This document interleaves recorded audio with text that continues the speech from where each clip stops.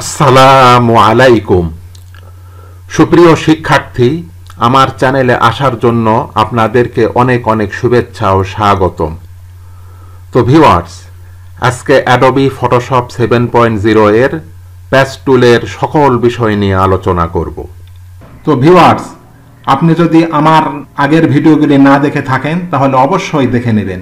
দেখার জন্য এভাবে যে কোনো একটি ব্রাউজারে ঢুকে ইউটিউবে এসে সার্চে যদি লেখেন AM digital DIGITAL digital channel CHANNEL লিখে ইন্টার দিলে আমার এরকম একটি ডিসি লোগো দেখতে পাবেন। উক্ত লোগোতে ক্লিক করলে আমার এই চ্যানেলের ভিতরে নিয়ে আসবে। সেখানে ভিডিওসে ক্লিক করে আপনি আমার পূর্বের সকল ভিডিও পেয়ে যাবেন।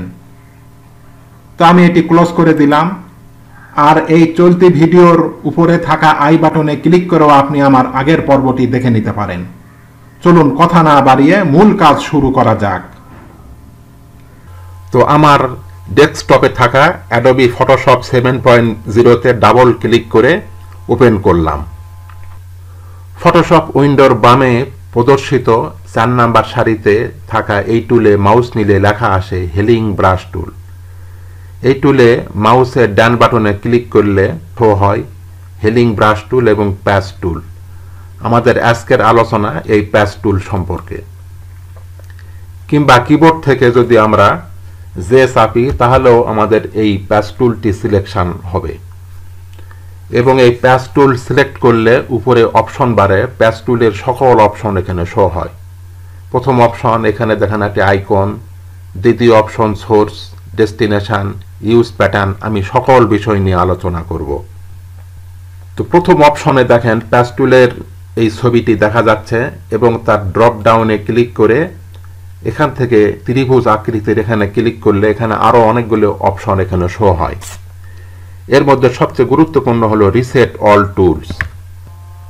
তো ফটোশপে পূর্বে কাজ করার সময় কোনো অপশন যদি এলোমেলো হয়ে যায় সেই ক্ষেত্রে পূর্বের নাই করার জন্য অর্থাৎ বাই ডিফল্ট করার জন্য রিসেট অল টুলস ক্লিক করে এখানে লেখা আসবে reset all tools to the default settings. আপনারা কি পূর্বের নাই করতে চান তাহলে এখানে ওকে করলে পূর্বের নাই ডিফল্ট সেটিংস হয়ে যাবে।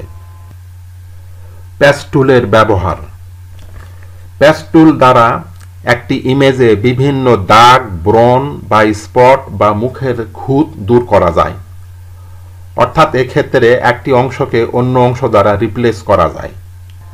হেলিং ব্রাশ টুল বা কোলন স্ট্যাম্প টুল দিয়ে যে কাজ করা যায় না তা এই প্যাচ টুল দিয়ে করা যায়। তো এখন আমি প্যাচ টুল ব্যবহারের দুটি কৌশল নিয়ে আলোচনা করব। তো এজন্য আমি ফাইল ক্লিক, ওপেন ক্লিক, আমার কম্পিউটারে থাকা একটি ইমেজ এখান থেকে সিলেকশন করে ওপেন করলাম। ইমেজটি ফটোশপে আসবে। আসার পর আমরা এখান থেকে ব্যাকগ্রাউন্ড লেয়ার সিলেক্ট অবস্থায় আমরা কিবোর্ড থেকে কন্ট্রোল জে দিয়ে আমরা একটা নিউ লেয়ার নিলাম এবং ব্যাকগ্রাউন্ড লেয়ারকে আমরা ব্যাকআপ রাখবো, এজন্য এটিকে আমরা অফ করে রাখলাম। তাহলে কি হবে, আমরা নিউ লেয়ারে কাজ করার সময়, এডিট করার সময় যদি কোনো প্রবলেম হয় আমরা এই নিউ লেয়ারকে আমরা ডিলিট করে আবার আমরা ব্যাকগ্রাউন্ড লেয়ার থেকে একটা কপি করতে পারবো। আর ব্যাকগ্রাউন্ড লেয়ারে কাজ করার সময় এটি নষ্ট হয়ে গেলে আমরা আর এই লেয়ারকে আমরা এই ইমেজকে আর আমরা পাবো না। সেই জন্য আমরা ব্যাকগ্রাউন্ড লেয়ারকে আমরা ব্যাকআপ করে রাখবো। এখানে যদি সোর্স অপশন আমরা সিলেক্ট করি তাহলে আমাদের ইমেজের উপরে যে খারাপ অংশ সেটিকে সিলেক্ট করে সেটি আমরা ভালোর অংশের উপর দিলে ভালো নাই হয়ে যাবে। তো সেই কাজটি করার জন্য আমরা এই প্যাচ টুলে ক্লিক করে আমরা আমাদের এই যে ইমেজের উপর মুখের উপর একটি ব্রণ রয়েছে এই ব্রণটিকে এইভাবে আমরা সিলেকশন করে মাউস ক্লিক করে এভাবে করে মাউস না ছেড়ে এভাবে একটি অংশ পুরোটা সিলেকশন করে প্রথম অংশের উপর মাউস ছেড়ে দিলে এটি সিলেক্ট হয়ে যাবে। এরপর এটিকে টেনে আমরা যে অংশের উপর দিব সেই অংশের নাই হয়ে যাবে। আমরা যদি টেনে নিয়ে এই যে এই অংশের উপর ছেড়ে দিই তাহলে এখন দেখেন এটি এমন হয়ে যাবে। এরপর এই সিলেকশনকে আউট করার জন্য আমরা যদি কিবোর্ড থেকে কন্ট্রোল ডি প্রেস করি তাহলে এটি চলে যাবে। আমি কন্ট্রোল জেড দিয়ে ব্যাকে আসলাম, সিলেকশন আনলাম, আবার আমরা যদি বাহিরে ক্লিক করি তাহলেও কিন্তু দেখেন এই সিলেকশন চলে যাবে। অনুরূপভাবে আবার আমরা এখান থেকে এইটুক সিলেকশন করলাম, করে এই প্রথম অংশের উপর এসে মাউস ড্রাগ ছেড়ে দিলাম, দিয়ে এইটিকে আবার টেনে আমরা এখানে নিলাম। দেখেন এটি আমাদের ভালো অংশের দ্বারা এটি ফিল হয়ে যাবে। আমি কন্ট্রোল ডি দিয়ে ডিসিলেক্ট করলাম। এভাবে করে আমাদের যে কয়টি প্রয়োজন আমরা এভাবে করে করতে পারি, এভাবে করে আমরা খুব সহজে করতে পারি। এখন আমরা দ্বিতীয় কৌশলটি দেখব। সেটি করার জন্য আমি এটিকে ক্লোজ করে দিলাম। আবার আমরা ফাইল ওপেন করে এই ইমেজটিকে আবার সিলেকশন করলাম, করে এখন আমরা যদি ডেস্টিনেশন যদি সিলেকশন করি, ডেস্টিনেশন সিলেকশন করার পর আমরা এই ভালো অংশ দ্বারা খারাপ অংশকে আমরা ফিল করব। সেজন্য আবার এখানে ক্লিক করে এভাবে মাউস ড্রাগ করে এভাবে করে আমরা প্রথম অংশের উপর এনে ছেড়ে দিলাম, তাহলে এটি সিলেকশন হয়ে গেল। এখন এটিকে টেনের উপর দিব, দেখেন এটি ভালো না এটি হয়ে যাবে। আবার আমরা এভাবে সিলেকশন করে খারাপ অংশের উপর দিলে ভালো নাই হয়ে যাবে।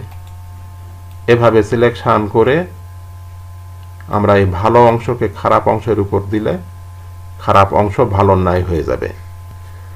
তো আমি আরেকটি উদাহরণের মাধ্যমে এই বিষয়টি দেখাবো।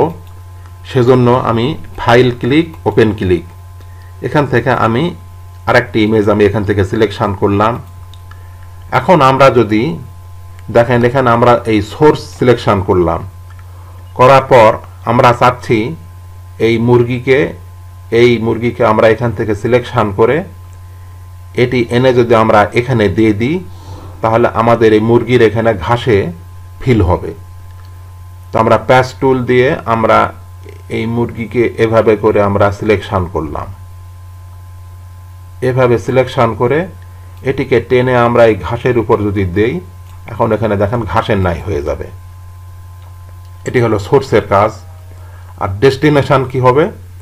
ডেস্টিনেশন আমরা এই মুরগিকে এখানে আরেকটি মুরগি বানাবো, অর্থাৎ তাহলে আমরা এখানে ডেস্টিনেশন সিলেকশন করে এখান থেকে আমরা এভাবে এই মুরগিটাকে এইভাবে সিলেকশন করলাম।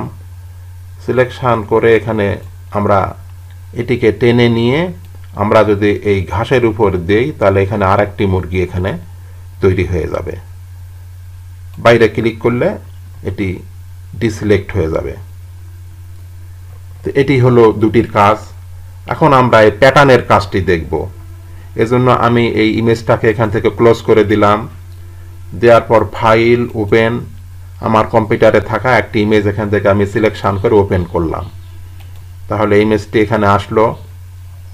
আসার পরে আমরা এখান থেকে এই সোর্স সিলেকশন করেও করতে পারি, ডেস্টিনেশন এই অপশন সিলেকশন করেও করতে পারি।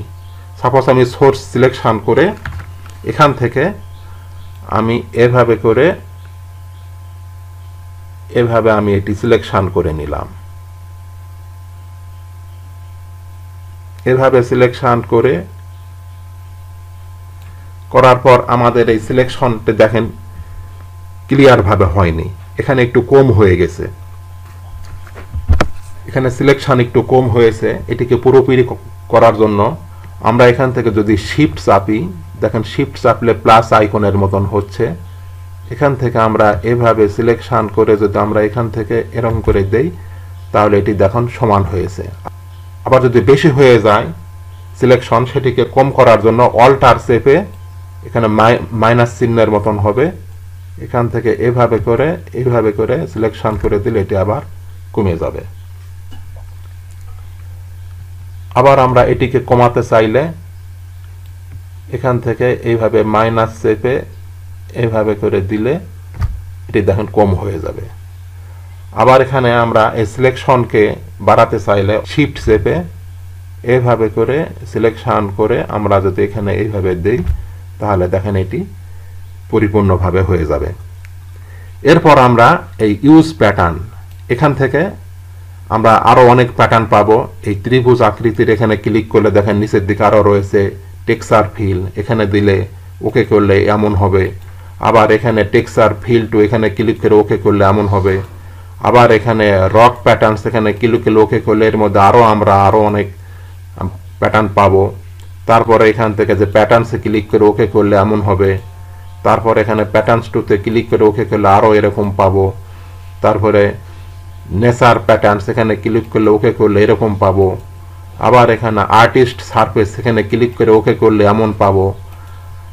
আর আমরা যদি পূর্বের নাই চাই, পূর্বে আমাদের যেরকম ছিল বাই ডিফল্ট সেরকম করতে চাইলে রিসেট প্যাটার্নস এখানে ক্লিক করলে ওকে করলে আমাদের এই পূর্বের নাই হবে।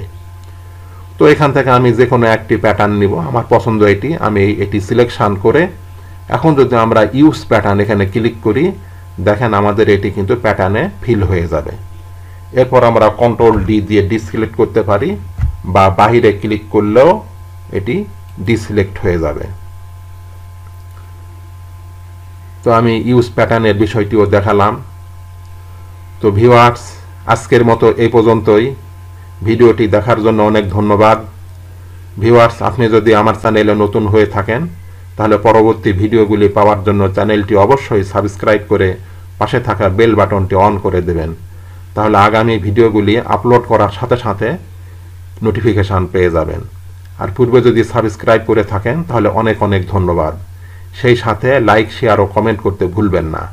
আল্লাহ হাফেজ।